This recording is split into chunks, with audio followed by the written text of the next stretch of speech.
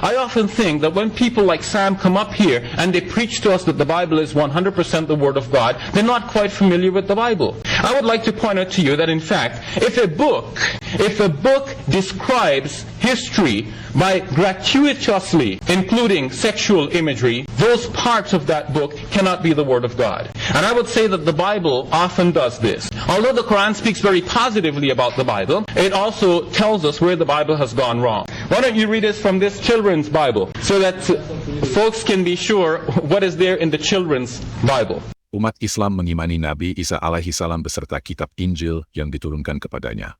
Namun, penting untuk dipahami bahwa Injil dan Bibel tidaklah sama. Menurut Jesus Seminar, sebuah kelompok akademisi yang menganalisis keaslian perkataan dan tindakan Yesus dalam Bibel menggunakan metode ilmiah dan historis. Hanya sekitar 18% isi Bibel yang dianggap benar-benar berasal dari Yesus, sementara sisanya merupakan tambahan atau hasil revisi. I will read it, and then I have a passage in the Quran I will read on behalf of Shabir. And I want to ask him if he'll show this to his daughter. Ezekiel 23, verse 20 to 21. There she lusted after her lavers, whose were like those of donkeys, and whose was like that of horses. So you longed for the lewdness of your youth, when in Egypt your was caressed and your young breast fondled. Basically, he thinks that Christians who read this passage will be shooken up. If that's the case, then he's going to have to toss out the Quran, because according to Allah in paradise, he'll have 70 huris, and this is the description. Surely, for the God-fearing awaits a place of security, gardens and vineyards and maidens with swelling breasts, like of age, and a cup overflowing. Would you read this to your daughter?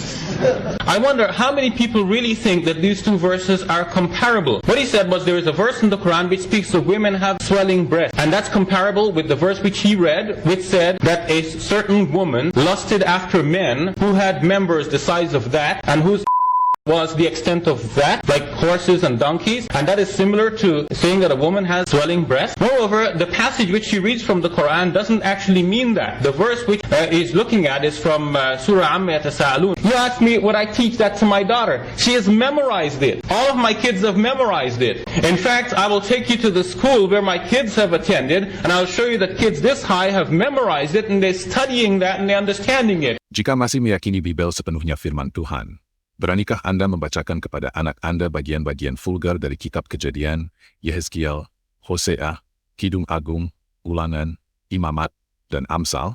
Kawaib actually refers to attractive women, and that is promised to men in paradise. Yes, we're not ashamed to say that the Quran has promised men to have women in paradise, and that helps us to avoid having women here outside of marriage, because we know we're going to have it there.